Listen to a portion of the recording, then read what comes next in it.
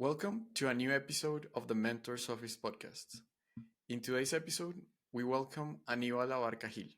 Anibal is Chief Technology Officer at WizeLine, where he has expanded the team and created vital focus in areas such as cloud, security, and data management.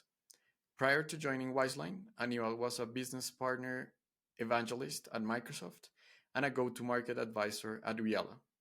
He also founded Rutanet, a startup that connected freight trucks with available capacity with shippers, and Aventones, a ride-sharing company acquired by BlaBlaCar. He has also an MBA from the University of Texas at Austin and a Bachelor of Arts in Software Engineering from Tecnológico de Monterrey. Aníbal, welcome to a Mentors Office podcast. A pleasure. Thank you very much, Alvaro. I'm very excited for this conversation and thank you for the invite. Perfect. Let's start. The first question that I have is, I read one article that you have in your blog posts and is about the future vectors. What are the future vectors in 2024 and which should business leaders focus on? Yes. The concept that I use is a future vector, and kind of it's a prediction, right? But the way I think about that, or the concept that I am presenting on that is that when it's not a random prediction. No, it's not just, oh, I have that feeling. I will say I like the idea of a map, no, and understanding, like, how to understand the territory and how to understand the environment and what's going on, so you can set a direction and you can understand what is going on and potentially predict what is about to come. Of course, the future is unpredictable, but the idea of the future vectors is like, this is where I'm seeing that things are going. In that article, I presented a concept of most of it in that particular article is about artificial intelligence and the role of artificial intelligence in multiple aspects. And then I started discussing on the specific topics. One of the topics was about the concept of AI cores, and by AI cores I mean, how do you envision building the next generation of AI native applications? And an AI native application, Gartner talks about generative AI apps, which are basically applications that are embracing and embedding generative AI at the core. And it's not only about using RAG or using an LLM or using certain components of a like a lang chain or something like that, a chain. It's about how do you envision the next generation of experiences and products becoming AI native. That's what we are referring when we discuss or when we talk about AI native applications or AI native solutions. So AI cores are those, I would say, like, you imagine the microservices or the building blocks for AI native solutions. And AI native solutions can come in multiple forms. We have seen them as assistants. We have seen them as pipelines, AI pipelines that are transforming and that are accessing information using large language models, and also agents, sometimes autonomous agents or supporting agents like copilots. And there might be other forms, right? But high level, we can describe it in those three things. So one of the things is AI cores. And that evolution of agents, copilots, and AI native solutions, and I believe we're just on the tip of the iceberg, right? Like we have experienced the potential of tools like Anthropic and ChatGPT and Bing and Gemini, for example. But when you think about those are just isolated experiences, right? Like, those are not embedded in your day to day. You still have to go and have a chat here and then copy and paste that text and do probably another thing in another platform and do some back and forth interactions like prompt engineering. And the experience is, it's just very, very, very, very isolated, right? When we start thinking, okay, what are the other things? Like, imagine if you are thinking about a teacher, a tutor that you will have throughout the throughout your career, like in college. What is going like currently? There was a huge announcement a couple of weeks ago about Google launching a new model that supports um, that has a huge context window. That context window can be translated in about 11 hours of audio. That is huge, right? Like that's almost 10 times or even more than the second largest context window from another model. But still, it's only 11 hours of audio, right? Like, can you imagine what is the level of context or how are you going to leverage? And it doesn't mean that the context has to grow infinitely, but when you think about how are you going to enable long-term memory to a model? And how are you going to enable a model or the AI native solution doesn't have to be one model, but the AI native solution, how are you going to enable that with long-term memory? How are you going to enable that with short-term memory? How are you going to enable it with access to data? How are you going to protect that data with privacy and security? How are you going to add collaboration to that? Or how are you going to add security and privacy to the collaboration features? Like those are hard problems that are not yet solved, right? Like those are not solved in ChatGPT. Those are not solved in Bard or in Gemini. How are we going to solve them? That's the question of that future vector is we need to start building towards that vector of AI native solutions and agents and copilots by building this AI course. And that's what WiseLine is doing. So that's one of the vectors. I won't go as deep in the others, but I will just mention it. The other one is about the rise of AI officers, right? AI officers. Last year, President Biden presented an executive order where mandates that every public office has to name an AI officer. And the AI officer, in a very high level, is describing a person that is going to be in charge of the transformation in an AI native world and compliance. Right? And those are super important aspects. And we are wondering how are we going to enable those AI officers that are emerging to be successful, and what is the role that we can play and the advantage that we can provide in that context. Another one is of course I describe it as open source and custom LLMs. Um, when you look at the cost of training, the size of the models, what I believe is that there is not going to be one model to rule them all, right? Like the foundational models are extremely useful and they are always going to have an important play. But there is going to be also the opportunity for companies to build their own, I would say to train their own models. And probably this is kind of not the pre-training phase, but the training on top of that. To have highly specialized capabilities that are intellectual property of the company and that will bring them strategic advantages of the way they work. And that will go, I describe an example. Imagine a fashion company, all of their language that they have, their intellectual properties, all of the designs and the design patterns they have. How can you train a model, with that abstract language that is proprietary, and imagine the collaboration of the designers with this very advanced model. Like I believe that is super exciting, and we're also Do you working towards think that vision. do So you those think are that some of the AI future vectors that I presented there. do you think that in that case of the designers and those fashion companies, do you think that they're gonna follow a path similar to what happened with YouTube or Spotify? That, for example, this I don't know, the music labels start making partnerships with the technology providers, or do you think that they're gonna create their own models? How do you think it's gonna be approached? I I think that the companies have the opportunity to build their own technology. Uh, and I mean by owning that technology, owning the capability to build that intellectual property.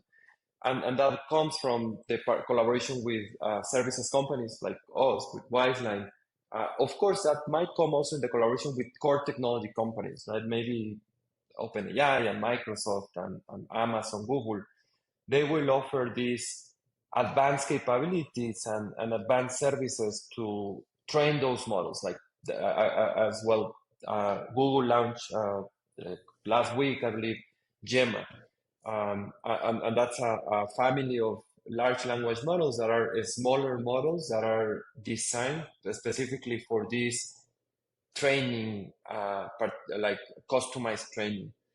Um, yes, I believe I don't know exactly how is that going to shape up, but I do believe that there is an opportunity for companies to start thinking about how are they going to take advantage of these technology capabilities to build up their intellectual property and to differentiate the way they are taking advantage of that information. At the end, those that it's more like I have a process, I have a know-how that makes a difference of what we do as a company. How are we going to take it to the next level with large language models and artificial intelligence? I But yeah, agree. I would say, like, of course the technology companies have certain advantage, but I don't believe because of these trends that the cost of training is reducing, the open source community is so active.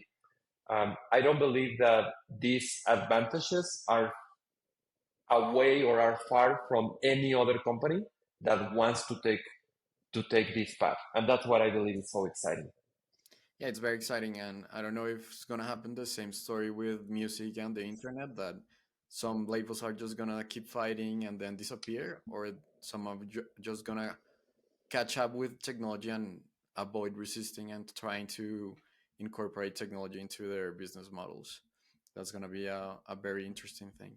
But reading your article, one thing that I thought about was that Bitcoin is not a future vector in your article. I'm a big fan of Bitcoin, and very big corporations are going into Bitcoin.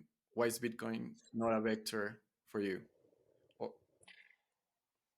I, Again, I presented vectors of what I'm currently mainly focused on, and those are connected to AI. Um, I don't, I haven't, I don't consider myself a fan of Bitcoin and cryptocurrencies.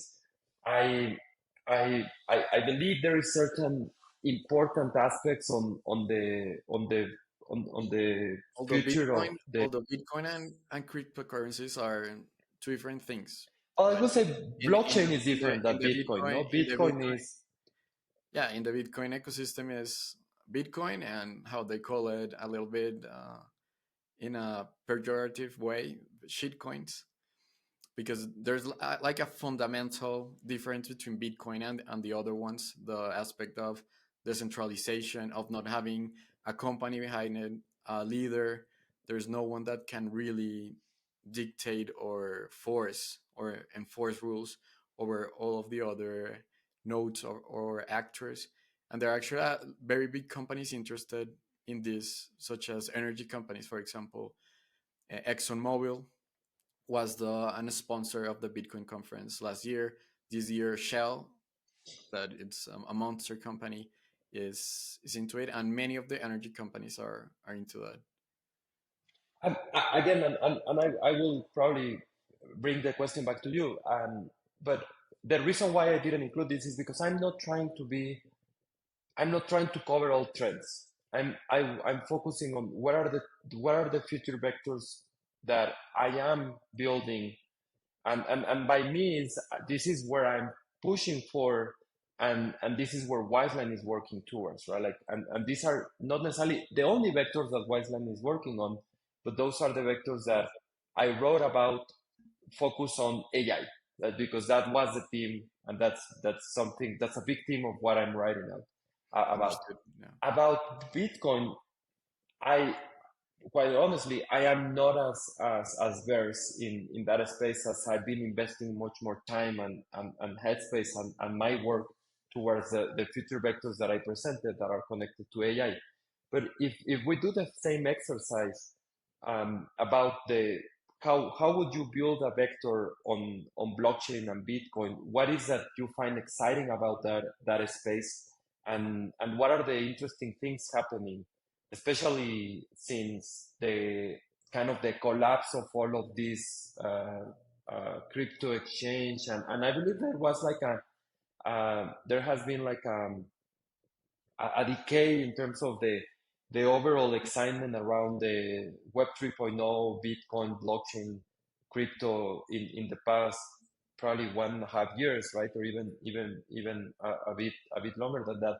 But what is that you find exciting, and how will you build a vector or a series of vectors around that?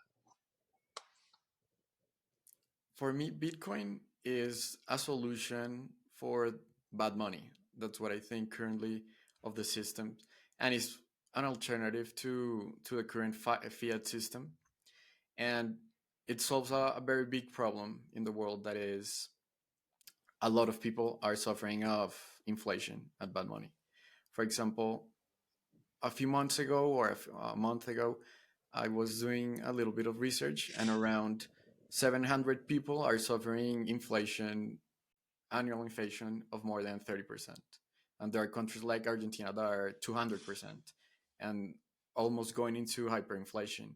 So it's a very big problem that is done by the economic system. And also, it's very interesting to see how this system helps to solve that problem, but also help to improve commerce around the world. So it's I think the potential, for example, for remittances is going to be huge. The and to allow more people, because there are billions of people that have a lot of problems to being integrated to the current financial system, that don't have access to banks, to savings. And I think that is one of the reasons that Bitcoin is going to be so big. That is the solution to bad money that currently we're experiencing. Another another topic that I wanted to talk about is, well, you are an expert in technology, Anibal. How do you stay current with the fast-paced changes in technology, and what strategies do you ensure so your team remains at the cutting edge? How do you do that?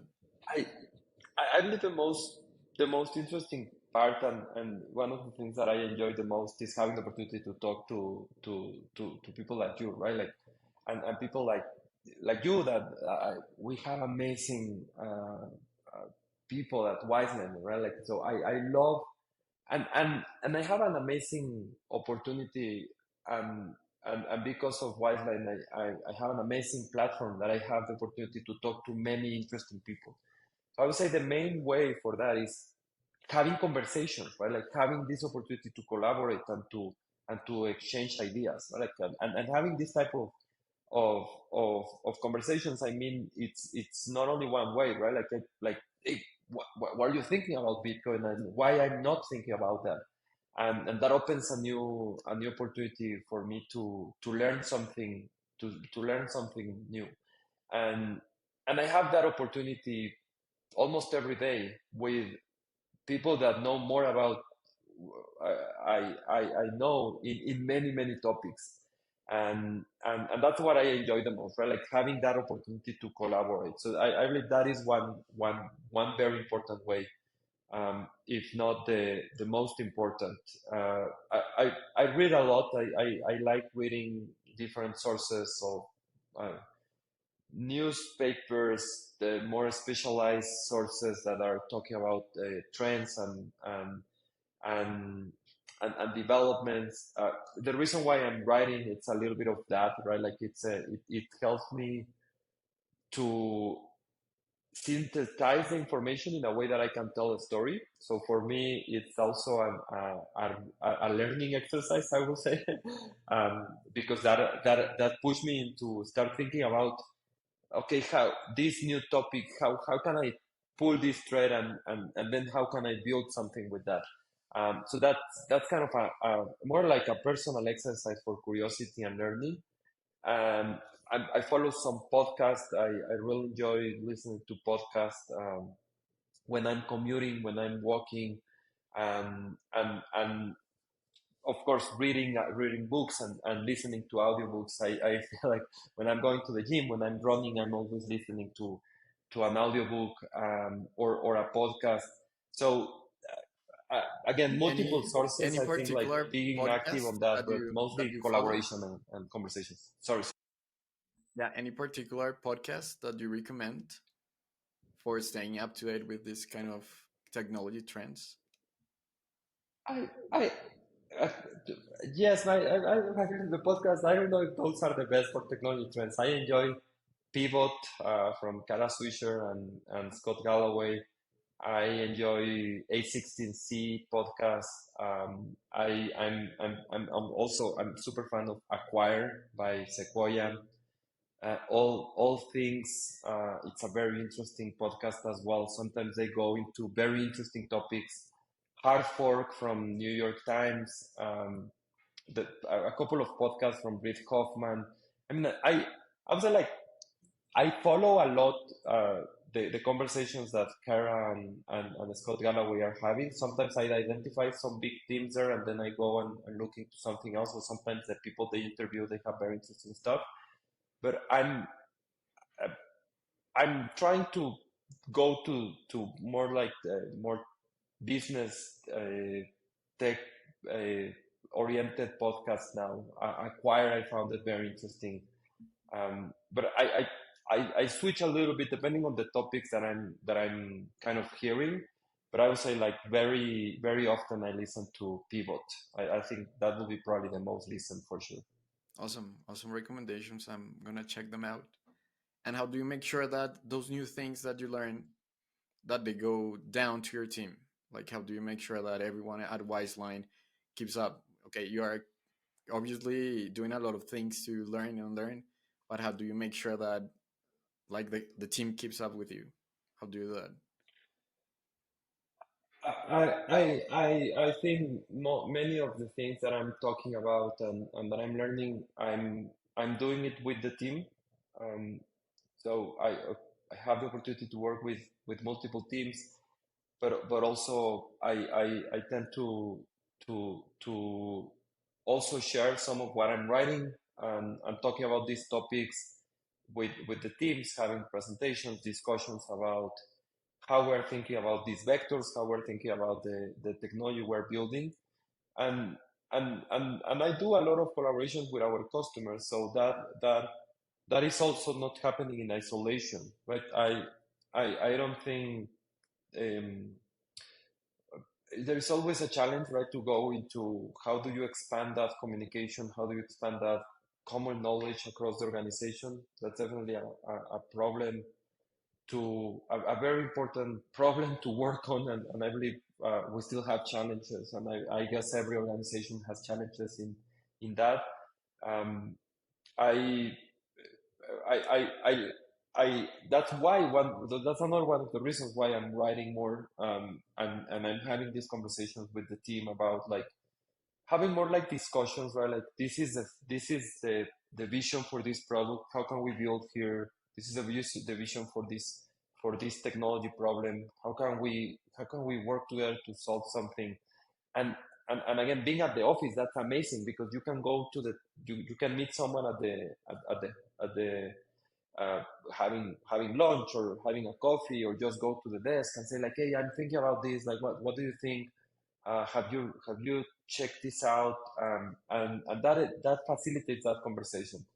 But I would say that is part also that part is also work in progress. That is very interesting. Very interesting to see how you do it. Changing of topic, working with big organizations, I have seen that generative AI is not like organizations are a little bit concerned about it. So some of them are going at a very slow pace. According to an studio from Cisco, most organizations are limiting the use of generative AI over data privacy and security issues. Actually, 27% of companies in the study had banned its use at least temporarily. What do you think about this, and what recommendations do you have for business leaders that have these privacy and security concerns? it is super important to consider the I believe that compliance, security, privacy, and very importantly, the responsible AI.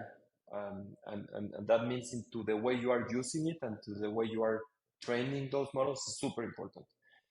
I believe taking an approach on not doing anything is the wrong thing. Right? Like, um, there are many ways that we can start leveraging Gen AI, and that doesn't mean that you are going to be allowing your teams to start using ChatGPT. Most likely, they are using it, and even if you don't know. Agree. So I feel like that mindset is going to prevent companies to innovate. And what I've been talking about with our customers, with our teams, is the the natives, the AI native companies, and that means companies that are born in this with this mindset and these capabilities, but also the companies that are transforming, are going to go so much faster that if you don't embrace that, I do believe you are going to lose the race, right? Um, and you can do it in multiple ways, right? You can start adopting GitHub Copilot. Like, okay, what are the doubts that you have? How it was trained? How is GitHub and Microsoft going to use your data? What are the limitations of the platform? Those are things that you can ask, and you will get the right answers, and you will make your team feel comfortable and secure. You shouldn't be waiting to take advantage of that because your competitors are already taking advantage of that. And what's going to happen is that at least you are And losing also 50% of small, productivity. small startups that don't have sometimes those, let's say, Yeah, innovations. They go yeah, faster, and especially those big yeah, corporations, if they slow down, on that, the startups are gonna have yeah, a big competitive advantage, right? yeah. And again, thinking about the AI, not everything is ChatGPT, right? Like it's ChatGPT is only one among thousands of options, probably, if not more. So I would say, like, if you are just with that mindset and prohibiting, you are completely wrong. And that's going to hurt the business. Yes, I agree. For example, with the company that I'm working on, they don't allow the use of GitHub Copilot, and I am a software engineer, and I feel a big productivity boost by Copilot. It's not that it does my work; it helps me to do things 10 times.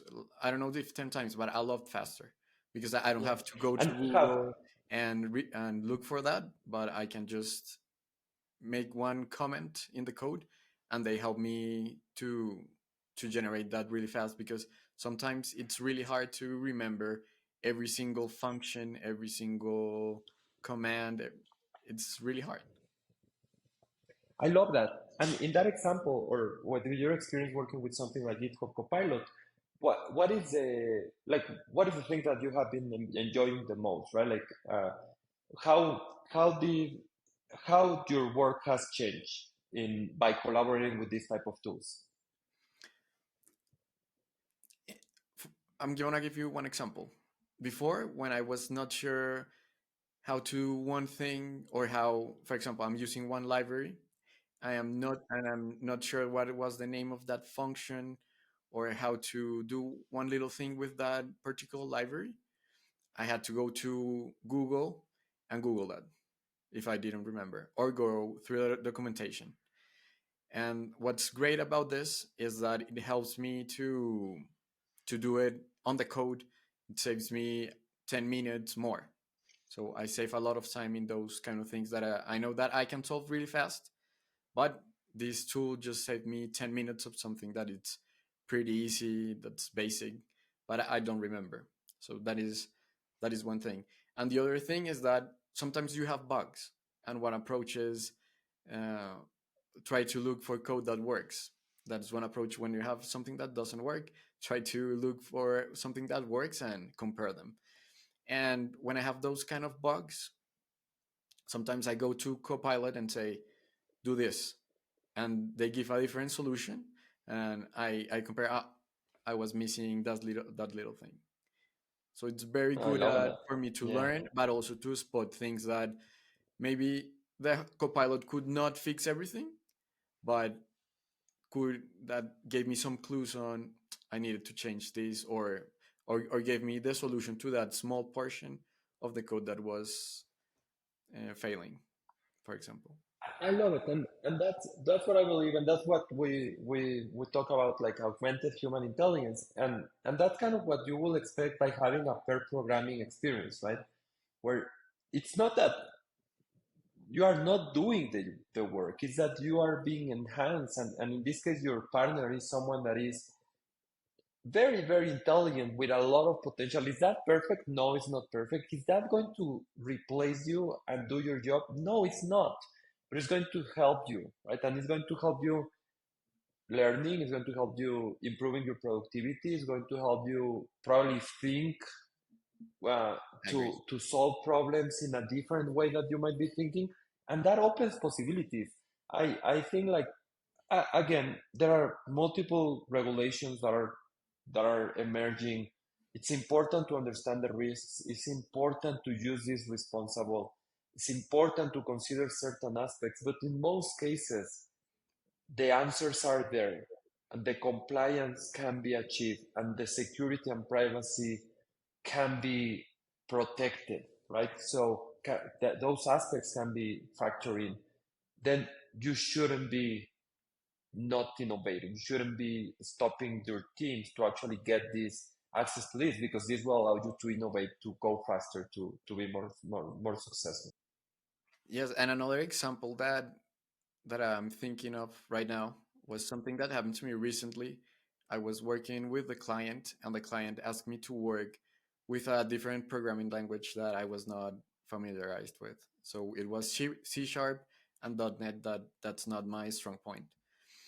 And instead of me trying to read a lot of documentation and trying to analyze line by line by myself, what I did was trying to for privacy reasons, I didn't like use the whole code, but some fragments that I didn't understand, I used AI so that it explained these two lines for me because I don't understand what they do because it was a different programming language. Yeah, Or for example, I didn't know how to do something in .NET. I asked Copilot, how do I do this thing that I know? I can do that on Node.js, but because I'm new to .NET, I don't know how to do it. yeah. I put that on ChatGTP and it helped me. So it's a really good way to learn and also to learn new code bases. So it helped me to learn a code base 3 times faster, something like that. It was amazing. I agree. That is amazing. That is amazing. I believe that is one of the opportunities and the huge potential that we should take advantage of. Another thing that I want to ask you, Anibal, is how can WiseLine help companies with their AI strategy and with generative AI? Our AI strategy, and we're calling this AI native framework and AI native solutions. The idea is that companies have to embrace this transformation at the core. And that goes into two main dimensions. One dimension is augmented human intelligence, and this is the opportunity. One example is GitHub Copilot, which we have a partnership, and we're helping companies adopt and learn how to take advantage of this kind of tools and scale with in implementation and adoption of these platforms. But we also have other partnerships that are connected to quality assurance, to technical writing, to design, right? So we are thinking about augmented human intelligence not only in one single role, but in multiple roles.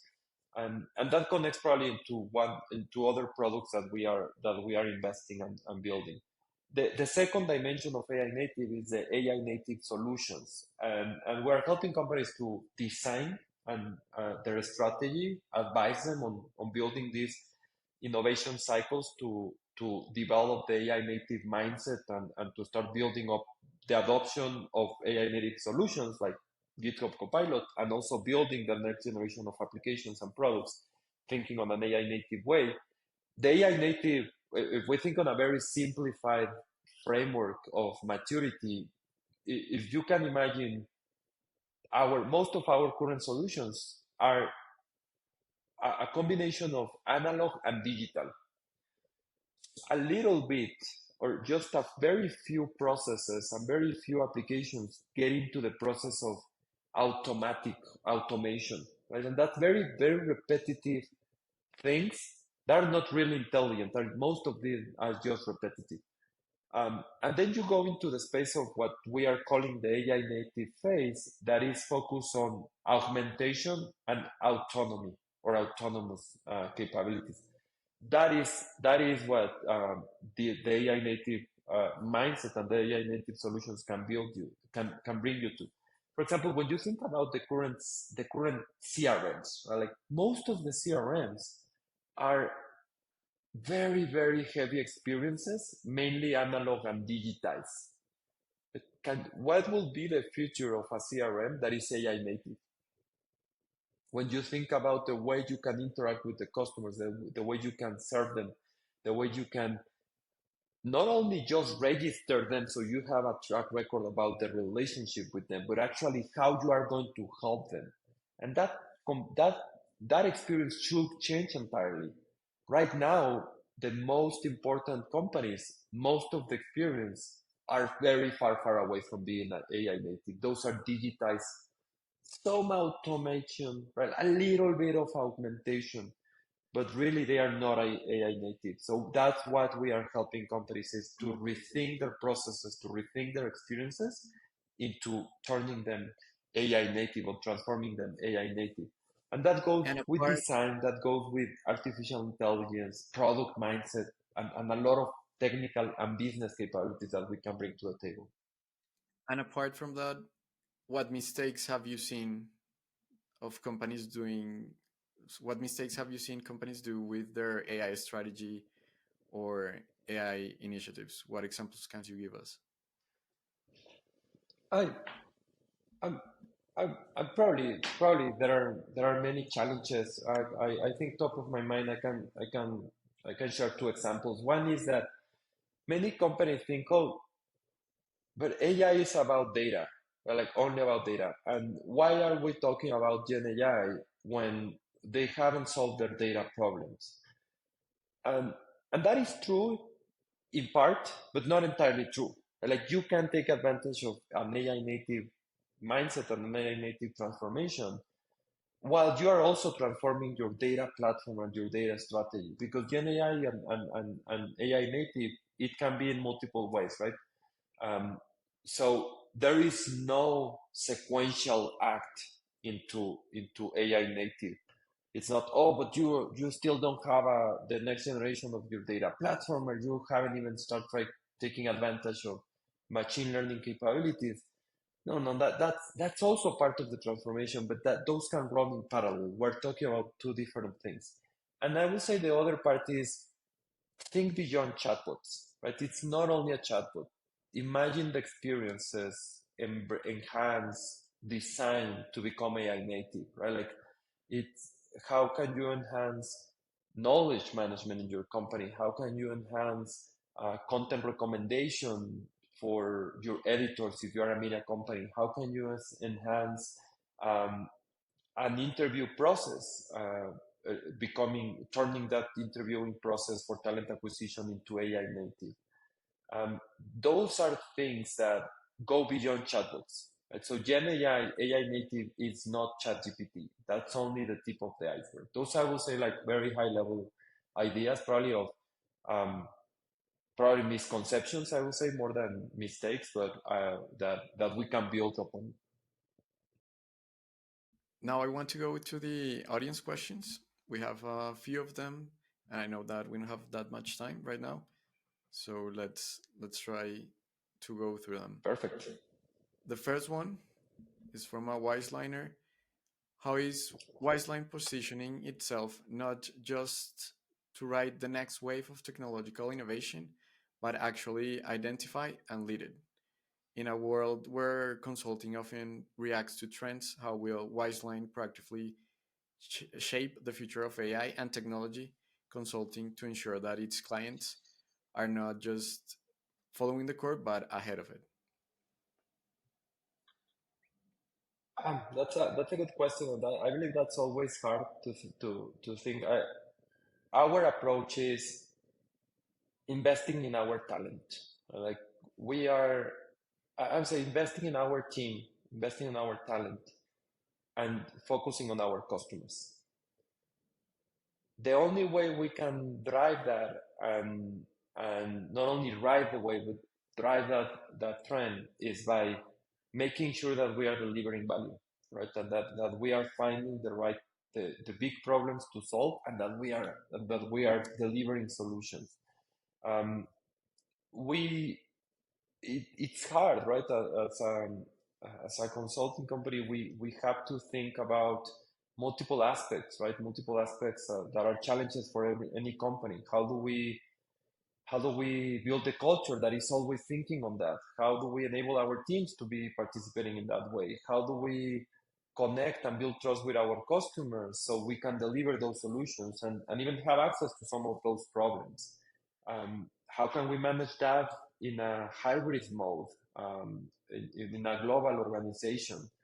Um, so we have multiple challenges, but I will say in a nutshell, I believe it's focusing on our capabilities as a team. That I believe we have amazing capabilities. Right, one of the things that I love about WiseLine is our the passion for learning that you can feel in every person I meet.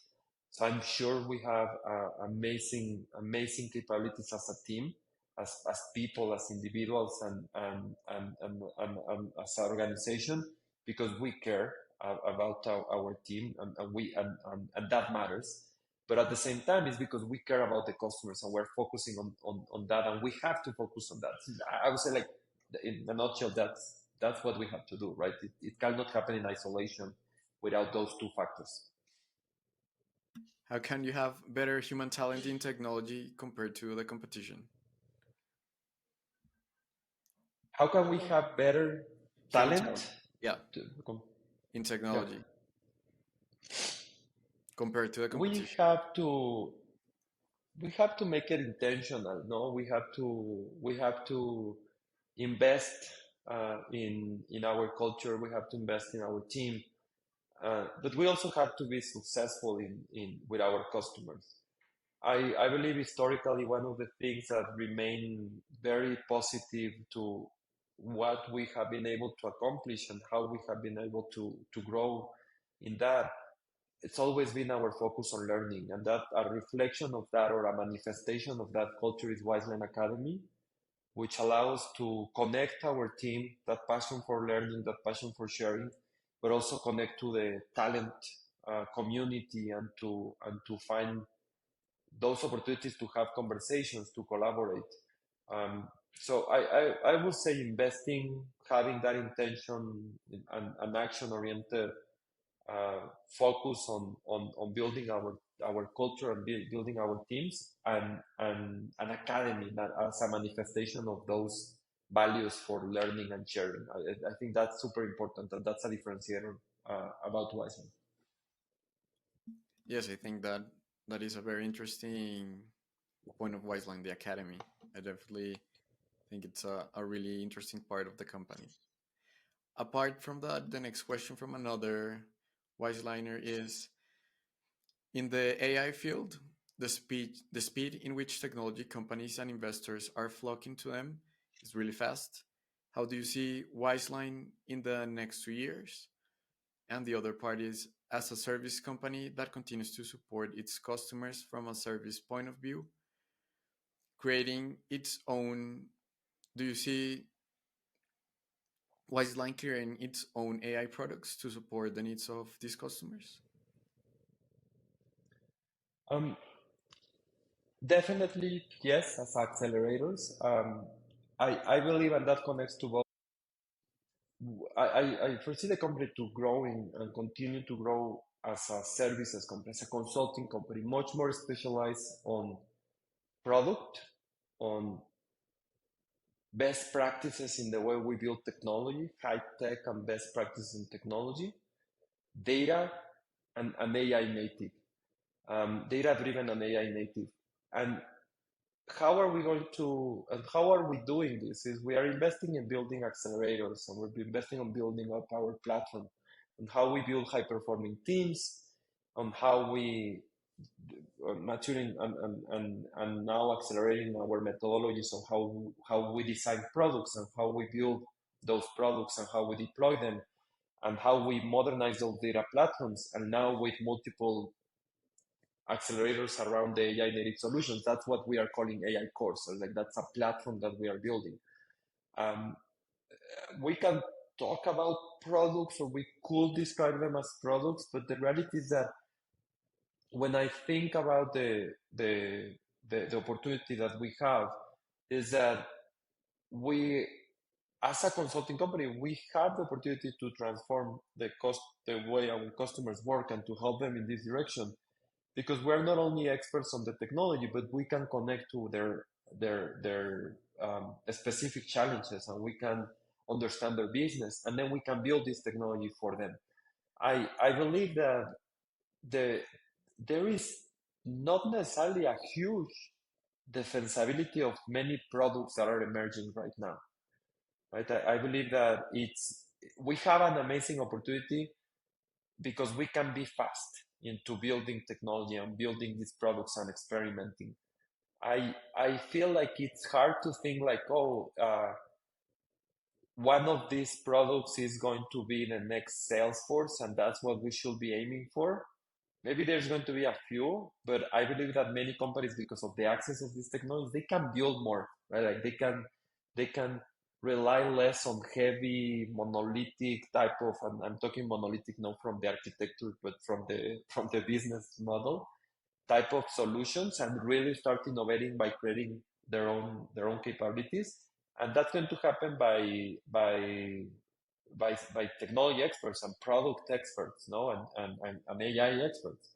And I believe we have a huge opportunity. And that's our core business, no? So yes, we're investing in accelerators, we're investing in platforms, but we are not thinking about becoming a product company. We believe that we can capture and provide a lot of value to our customers by becoming experts and ready in these areas for sure. Perfect. Very interesting insight in the strategy. Another question, I think that this might be from a designer. What is the role of design or designers in creating AI services or products? What relevance I love that question. does design have in WiseLine's vision? For- I love that question, and I believe that the opportunity for design, if you think about the concept of spatial design that lately has been super important, and it's kind of a hype, no, because of Vision Pro, and of course before that with Meta, but it's becoming more and more a conversation with because of Apple. That's a huge area, right? And spatial design is amazing, and it has so much potential. But when you think about, okay, can you imagine a design fix system for AI native solutions? Can you imagine the heuristics and the micro interactions that you can design to build AI native solutions? How does that look like? What will be those best practices? That's what we are working on, no? And that's what our design team is thinking. And now design, I believe, design is not only a designer's responsibility. Design has to be a mindset for everyone, right? Like how do we apply design and design thinking in lowercase letters, like bringing this mindset about how we solve problems, how we understand the customers, how we deliver value to the customers, and how we apply design. Because at the end, I believe that design has to be responsibility of everyone, right? To think about this in this concept. But the designers are the ambassadors for this mindset, and the designers are the enablers, and the engines to help us adopt this and embrace this. So we bring design to everything. I bring design to my planning sessions. I bring design to the discovery sessions with our customers. Design to the architecture design and product workshops. design has to be in every single conversation and it's core to everything. But when I think about AI native solutions, I feel like design has a huge opportunity that I'm very excited to see how this evolves. But that's where we are investing and working with our team in those in those methodologies, but also in those like again design systems heuristic for AI native solutions. I believe that it's super exciting. I also want to add that designers should also think about upskilling, because if they don't start learning about generative AI and the different trends and the different concepts, I think that it's going to become much harder for them to try to design a system using generative AI if they don't know what are the different systems that there are, how does it work, those different things. What do you think? Completely. And again, it's not about becoming experts on data engineering or machine learning. It's about understanding the the the product capabilities, the user experience capabilities that are emerging, and think beyond a chatbot. Exactly, AI native is not chatbots. because there AI is native is also much with more than that. images, right? There's images. We can also say that, could also say that tesla Tesla's autopilot is kind of a generative AI application, right? They do very Well, similar. it's an AI application, right? They might be using different techniques, but it's about that. Like imagine, don't think about interfaces. Think about probably more like capabilities. No, what would you do with an interaction that can reason? What will you do with an interaction that can build that has the capability of to that has vision, that has language understanding, that has context, that has memory, that has like think about capabilities and not interfaces, and the possibilities are huge. It's again are it's going beyond a chatbot. So it, I believe it's amazing what design can bring to the table in this space for sure. That there are some very interesting courses. Udacity has some really good ones. Coursera, EDX, and I also would love to learn in about that. YouTube Yeah. you can find a lot of things, because sometimes we stay with ChatGPT, but there are amazing things happening with video, with images, with a lot of different things that it's being applied to. I would love, please send me those links. I would love to learn more about those options. But yes, I believe that design has a huge opportunity in this space, and I'm very excited of what we are already doing and to bring more people to that conversation for sure. The next question is from another Wiseliner. What is Wiseline's policy regarding the employees' use of generative AI services such as OpenAI ChatGPT or GitHub Copilot? Is the company going to provide its employees with these tools? Yes, we are. In many cases, our teams are working with the customer's constraints or with the customer's tools. So what we are doing is having these conversations with our customers about how can we enable our teams and their teams with this type of tools. So it's a process. It's both an adoption, and learning, and a partnership process. But we are in that path, and that's the active conversation we're having with our customers and with new and current partners and customers. The other part is we are launching a product that has been in the oven for a couple months now at least, that we call WisePrompt. And WisePrompt is a platform to, and I don't know if that's the right name that we should use, but it was the first name that we came out with. But WisePrompt is a platform to provide access to everyone at WiseLine to collaborate with these models. And it's not only ChatGPT; it's actually like you can use several models, right? We have access to Llama, we have access to ChatGPT, to GPT 3.5 and GPT 4. We have access to different models that are available via APIs that we are integrating into the platform. So everyone at WizeLine will have access to those different models in an environment that they can collaborate with those models and have interactions in a multimodal type of experience in a secure way, and also in a way that we can, I will say, manage from on a sense of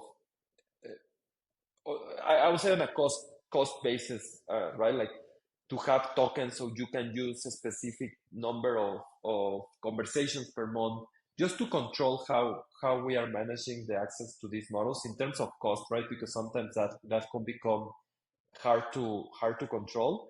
And the other important aspect is that, and this is a technology that we also build, our team built, is the team called it Mask AI, and it's a component, it's an AI core that sits behind WisePrompt, and it's a it's a layer that is kind of taking care of not sending to the models anything that might be sensible, that could be PII or any other type of information, as well as making sure that the information that the model is bringing us complies with certain rules or kind of considerations, right?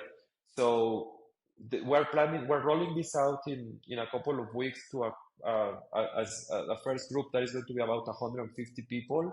And then in the next few weeks, we're going to roll it out to the rest of the organization. So uh, we're working actively with our customers to adopt this type of tools. That's going to be a process. And we are committed to bring Gen AI tools to everyone at the company with tools such as WisePro. Very interesting. I'm very eager to try it.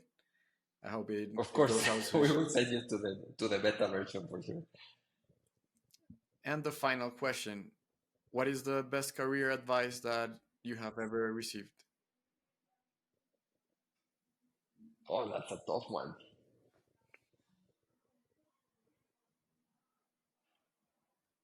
I I feel like I'm